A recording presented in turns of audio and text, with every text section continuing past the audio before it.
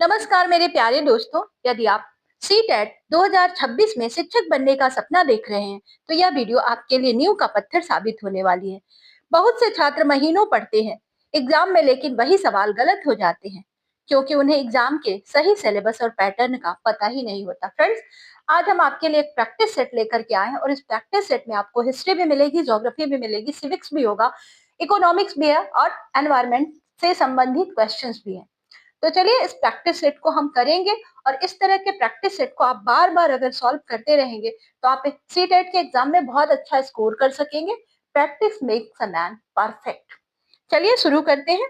हड़प्पा सभ्यता में माप तौल की इकाइयां किस सिद्धांत पर आधारित थी? ए दशमलव प्रणाली, बी द्वादश प्रणाली, सी 16 आधारित प्रणाली, डी पंचाधारी प्रणाली। फ्रेंड्स, हड़प्पा सभ्यता में भार प्रायः 16 के गुणकों में पाए गए हैं। ऑप्शन नंबर सी सही है, 16 आधारित प्रणाली। अगला प्रश्न है, भारतीय संविधान की प्रस्तावना में संपूर्ण प्रभुत्व संपन्न शब्द का अर्थ है?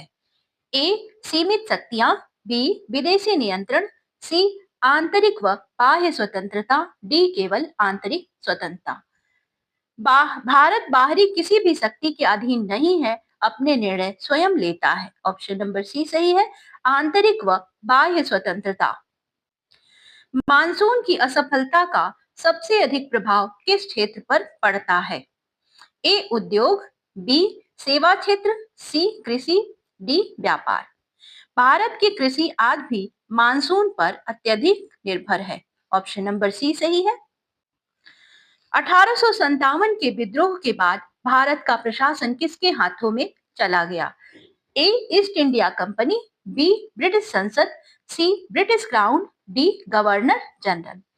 तो 1858 का अधिनियम बना, उसके बाद 1857 की क्रांति के बाद तो सत्ता सीधे ब्रिटिश क्राउन के पास चली गई। ऑप्शन नंबर सी सही है।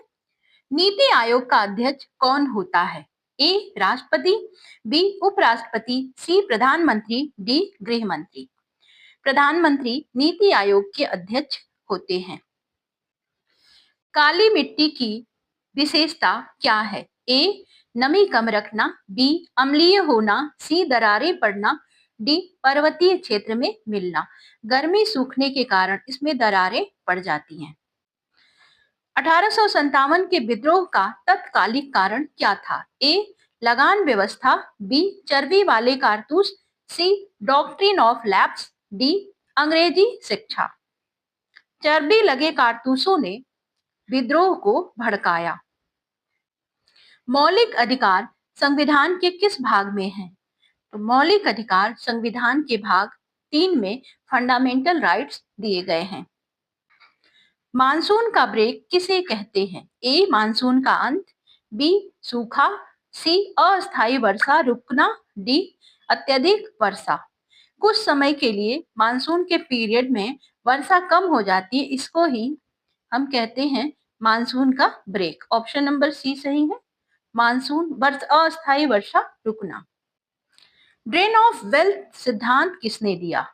यह सिद्धांत दिया था दादा भाई नौरोजी ने।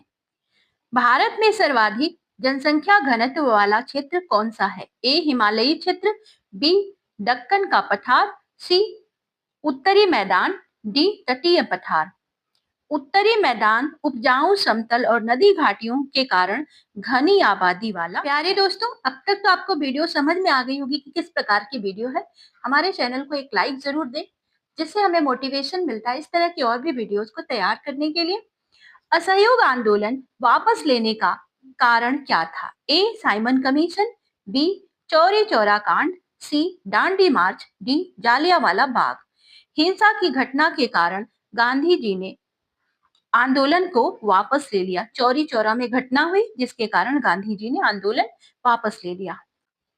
मौद्रिक नीति किसके द्वारा नियंत्रित की जाती है? ए वित्त मंत्रालय, बी संसद, सी योजना आयोग, डी रिजर्व बैंक। आरबीआई ब्याज दर व मुद्रा आपूर्ति नियंत्रित करता है। ऑप्शन नंबर डी सही है। फ्रेंड्स, ऑप्शंस को मैं पढ़ रही हूँ, तब तक आप भी कमेंट बॉक्स में इनके आंसर लिखते जाइए, जिससे आपको ये भी पता चलेगा कि 50 में से कितने सवाल आपको आते हैं। और ये जरूर मुझे लिखकर बताएं कि 50 क्वेश्चंस में से कितने का आंसर आपने स्वयं किया है। पश्चिमी घाट में अधिक वर्षा का मुख्य कारण है। ए चक्रवात, बी संवहन वर्षा, सी पर्वतीय अवरोध, डी पश्चिमी विक्षोभ। मानसूनी पवनें पर्वत से टकराकर वर्षा करती हैं। ऑप्शन नंबर सी सही है, पर्वतीय अवरोध। भारतीय संविधान का संरक्षक किसे कहा जाता है? ए राष्ट्रपति, बी प्रधानमंत्री, सी संसद, डी सर्वोच्च न्यायालय।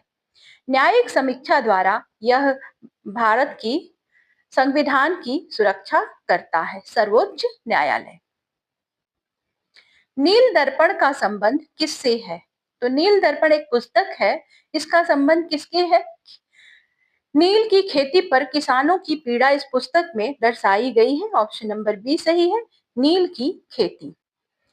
कर्क रेखा भारत के कितने राज्यों से गुजरती है? ए 6, बी 7, सी 8, डी 9। कर्क रेखा भारत के 8 राज्यों से गुजरती है। भारत में सबसे पहले पंचायती राज व्यवस्था कहाँ लागू हुई? भारत में राजस्थान के नागौर जिले में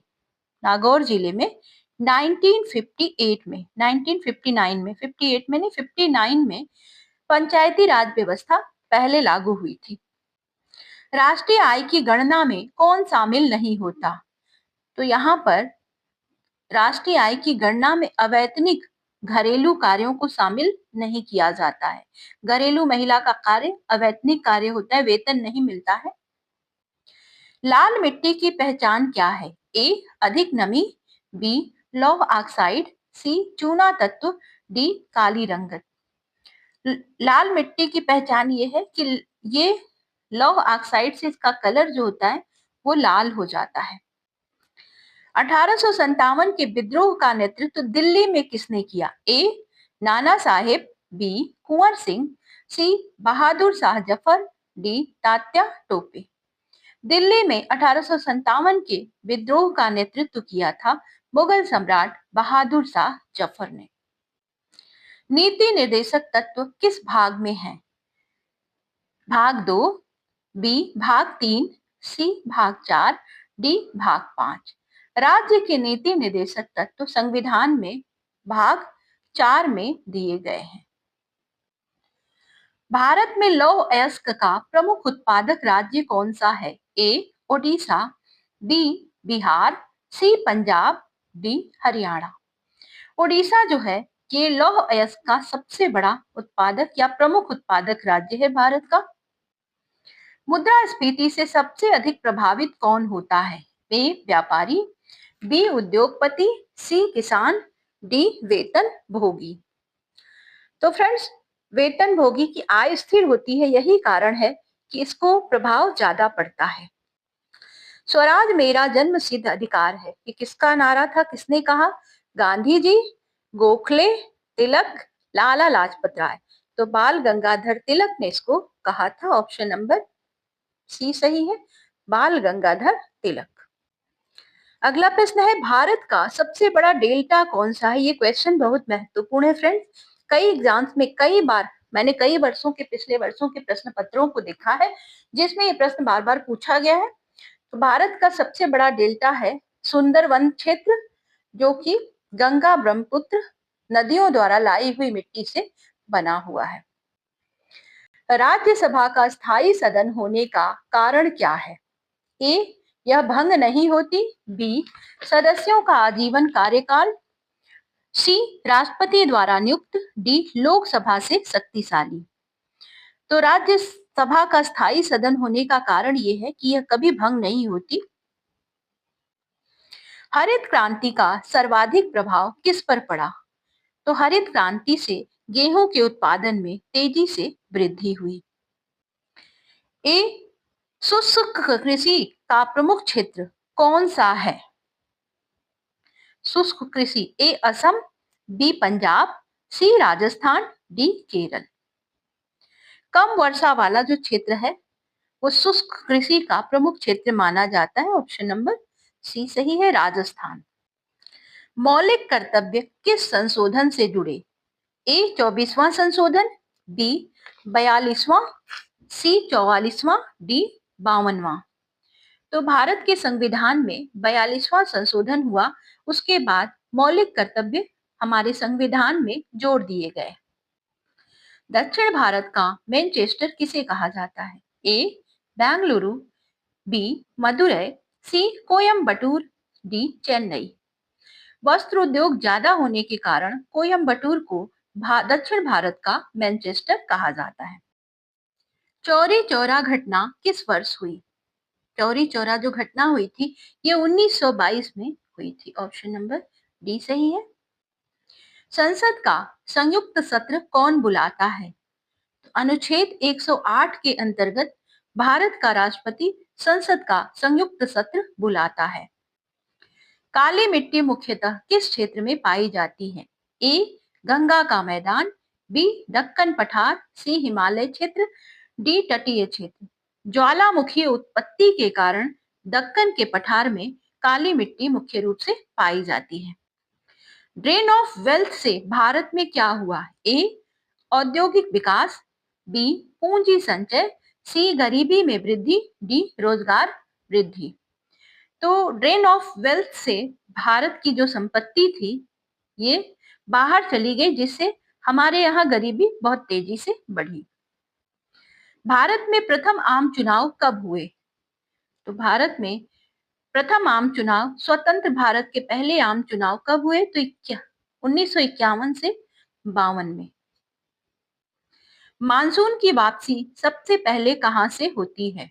पंजाब, केरल, राजस्थान, तमिलनाडु। तो उत्तर पश्चिमी भारत, ऑप्शन नंबर सी सही है, राजस्थान से सबसे पहले मानसून की वापसी होती है।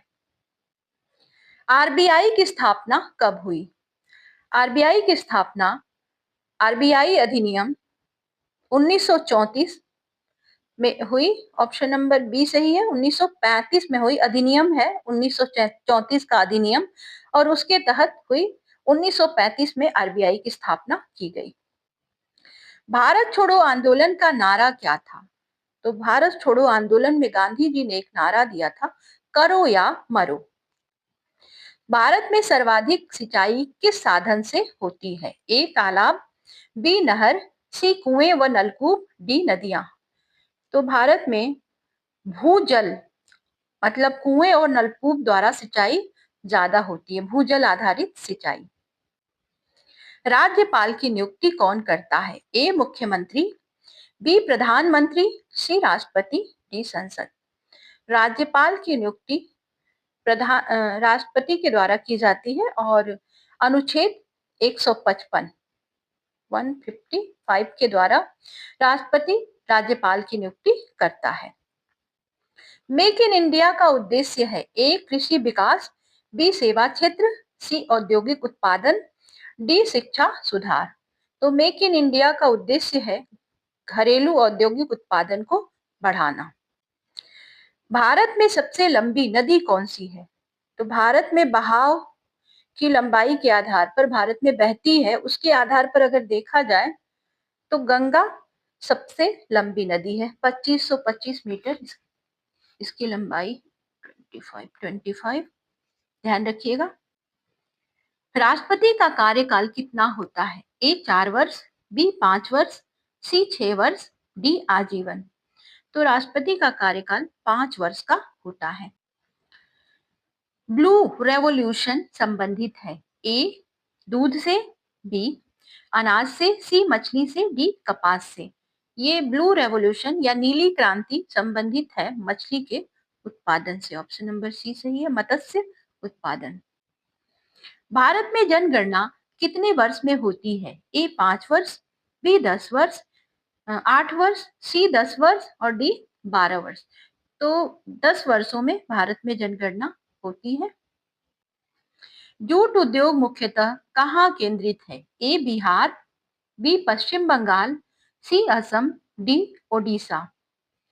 तो जूट उद्योग मुख्य रूप से भारत में पश्चिम बंगाल में हुगली नदी के किनारे स्थित है। लोकसभा का कार्यकाल कितना होता है? 4 वर्ष, 5 वर्ष, सी है 6 वर्ष, डी निश्चित नहीं। तो सामान्य स्थिति में लोकसभा का कार्यकाल 5 साल का होता है, लेकिन इसको आपातकाल में बढ़ाया भी जा सकता है। क्वेश्चन और पूछता है आपातकाल में क्या इसको बढ़ाया जा सकता है? तो हाँ, आपातकाल में लोकसभा का कार्यकाल बढ़ाया जा सकता है। भारत में सबसे पहले अंग्रेजों का आगमन कहाँ हुआ? तो फ्रेंड्स 1608 में अंग्रेजों का आगमन सबसे पहले सूरत में हुआ था। ये प्रश्न अंतिम प्रश्न है फ्रेंड्स, और ये आपके लिए टेस्ट प्रश्न है। आप इसका आंसर कमेंट बॉक्स में दें। गरीबी रेखा का निर्धारण किस पर आधारित है? आय, शिक्षा, उपभोग व्यय, रोजगार। फ्रेंड्स, इस तरह से आंसर देने से मुझे पता चलेगा कि आपको कितने क्वेश्चंस के आंसर आते हैं, और मेरे लिए और भी आपके लिए टफ बनाऊं या इजी, आपके लिए बहुत ही आसान वाले सवालों का सेट बनाएं। और अगर आप इस तरह के सेट और चाहते हैं तो मोर लिख दीजिए, मैं समझ जाऊंगी कमेंट बॉक्स में। वीडियो को शेयर करें दोस्तों के साथ, चैनल को सब्सक्राइब करें। मिलते हैं हम आपसे नेक्स्ट वीडियो में, तब तक के लिए goodbye. Thank you for watching.